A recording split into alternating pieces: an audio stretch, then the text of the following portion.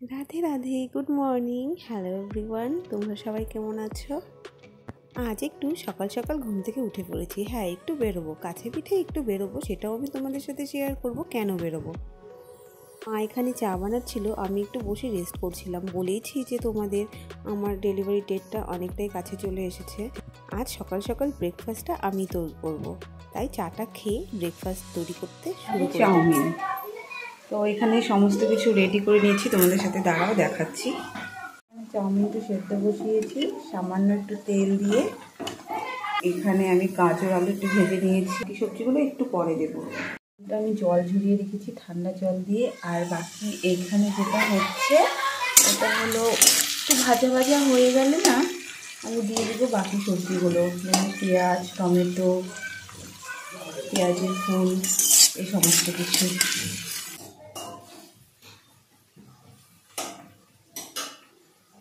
দিয়ে দেবো। কিছু মশলা রেখে দিই সামনে।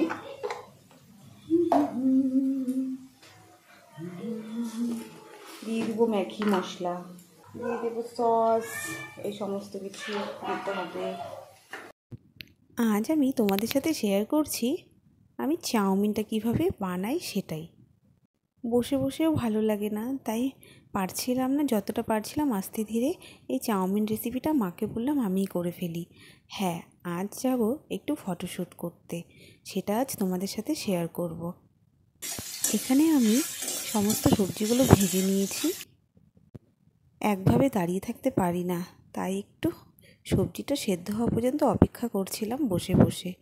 খুবই খারাপ লাগে সকাল টাইমটা ঘুম থেকে ওঠার পর না, ইদানিং সন্ধ্যের পর থেকে শরীরটা বেশ খারাপ লাগে, সারাদিন ঠিকই থাকে। আমি এখানে সয়া সস আর চিলি সস জল দিয়ে গুলে রেখেছিলাম, জলের পরিমাণটা একটু বেশি হয়ে গিয়েছিল, যাই হোক সেটা টেনে নিবে। এখানে আমি সেই সবজিগুলোতে এগুলো দিয়ে একটু নাড়াচাড়া করে নেব।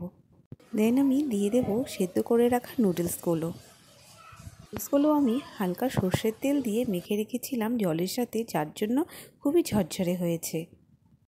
তারপর আমি নুডলসগুলো দেওয়ার পরে যে সবজিগুলো ভেজেছি সেগুলোর সাথে খুব সুন্দর করে মিশিয়ে ভালো করে ভেজে নেব।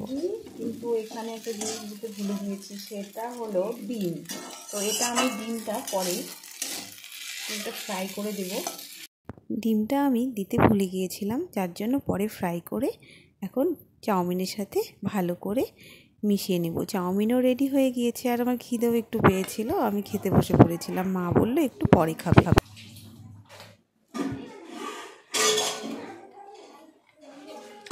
না, ঠান্ডা হয়ে গেলে ভালো লাগবে না। একটু আগে আগে ব্রেকফাস্টটা করে নিলাম, কারণ তোমাদের সাথে শেয়ার করেছিলাম আমি একটু বেরোবো।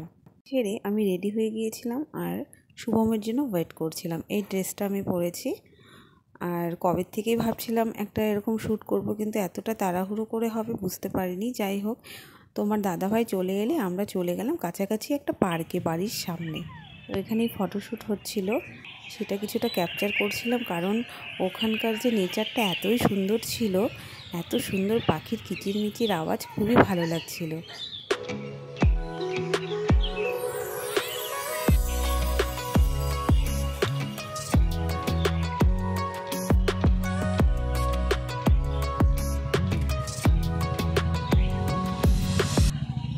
ডক্টরও ডেলিভারি ডেটটা দিয়ে দিয়েছে, সেটাও আমি একদিন তোমাদের সাথে শেয়ার করব খুবই শিগগিরই। আর যেটা বলেছিলাম, কেন যেন ভাবি তোমাদের সাথে শেয়ার করব, কিন্তু পেরেই উঠি না শরীরের জন্য। আর এখানে দেখো কি সুন্দর ফুল ফুটেছে। হাই, রাধে রাধে, কেমন আছো তোমরা সবাই? আজ আমি দেখলেই সারাদিন একটু ব্যস্তই ছিলাম, কারণ যেহেতু ডেলিভারি টাইমও সামনে চলে এসেছে আর একদমই টাইম নেই। আর যা করতে হচ্ছে পরপর করতে হচ্ছে। তো ফটোশ্যুট করার ইচ্ছে একটা ছিল যে মেটারনিটি একটা ফটোশ্যুট হবে, কিন্তু করব করে এতটাই দেরি হয়ে গেছে যে আজকে তাড়াহুড়া করে একটু এখানে সামনেই, এখন তো আর বেশি দূর যাওয়া আমার সম্ভব না। তোমাদের সাথে শেয়ার করেইছিলাম যে হ্যাঁ, এত দূর মানে বেশি হাঁটাহাঁটি করতে অসুবিধা হয়, বসতে অসুবিধে হয়, ইদানিং মানে খুবই অসুবিধা হয়। তাও একটু আস্তে ধীরে এখানে ওর সাথে গিয়ে এই সামনে আমাদের এখানে একটা ছোট্ট পার্ক আছে, ওখানে গিয়ে আমরা একটু ফটোশ্যুট করলাম, করে চলে আসলাম। আর কাল হলো আমাদের বাড়িতে 9 মাসের শ্রাদ্ধ দিবে যেটা এখনও দেওয়া হয়নি। ভেবেছিল যে কিছুদিন পর দিবে, কিন্তু এখন আমার শরীরের অবস্থা দেখে তাড়াতাড়ি করে দেবে আর কি। একদমই মানে ভালো লাগে না, রাতে ঘুম হয় না ঠিক করে। আর যেটা বলেছিলাম তোমাদের সাথে যে আমার একটু পটির প্রবলেম হচ্ছে, লুজ মোশন হয়ে যাচ্ছে, যার জন্য এত কিছু দেখে মা এখন কালই আর কি করবে, সেটাও আমি তোমাদের সাথে শেয়ার করব যতটা পারবো। কেমন লাগলো তোমরা অবশ্যই বলবে। আর এখন সকালে তো খেয়ে গিয়েছিলাম, দেখলেই তোমাদের সাথে শেয়ার করেছিলাম, আমি নুডলস খেয়ে গিয়েছি, আমি রেঁধেছিলাম। তারপর ওখান থেকে তাড়াহুড়ো করে স্নান করে ওখানে গিয়েছিলাম ফটোশ্যুট করে, তারপর আবার এলাম। এখন মা, আমার খিদে একদমই পাইনি, তো মা বললো অল্প করে খেয়ে নিতে, সেটাই খাবো। তাহলে চলো পরে আবার ফিরে আসবো। আর ভিডিওটি ভালো লাগলে অবশ্যই একটা লাইক করো, কমেন্টস করো, আর খুব যদি বেশি ভালো লাগে তাহলে একটা সাবস্ক্রাইব করতে কিন্তু একদমই ভুলো না। তোমাদের একটা লাইক কমেন্টস আমাকে এতটাই মোটিভেট করে একটা নতুন ভিডিও ক্রিয়েট করার জন্য। তো তোমরা সবসময় আমার পাশে থেকো, আমাকে সাপোর্ট করো। তাহলে তোমরা আমার ব্লগগুলো অবশ্যই দেখো, ভালো লাগলে অবশ্যই একটা লাইক কমেন্ট করো। তাহলে চলো আমি খাওয়া দাওয়া করে পরে আবার ফিরে আসছি। আমি এখানে সন্ধ্যের পর একটু ফল খেয়ে নিচ্ছিলাম। এখন ফল খাওয়ার টাইমটা একদমই উলটপালট হয়ে গিয়েছে। তোমাদের তো বলেছিলাম কাল আমাদের বাড়িতে 9 মাসের শ্রাদ্ধ দেবে, তাই বসে বসে মনের জোরে একটু হাতে মেহেন্দিও পরে নিয়েছে। কেমন হয়েছে অবশ্যই কমেন্টসে জানাবে। তারপর রাতে ফোন করে দাদা বলল যে মাছ ছিল, মাছ দিয়ে ও পকোড়া খাবে, তো সেটাই আমি রেডি করে দিচ্ছিলাম মাকে। তারপর রাতে খাওয়া দাওয়া করে ফ্রেশ হয়ে একটু রাতে ঘুমানোর আগে একটু স্কিন কেয়ার করে নিলাম। কাল তো বলেছি যে ছাদের অনুষ্ঠান হবে, সেটাও আমি তোমাদের সাথে শেয়ার করব। দেখো মেহেন্দিটার কালার আসেনি, যাই হোক জানি না কালার আসবে কি না কাল।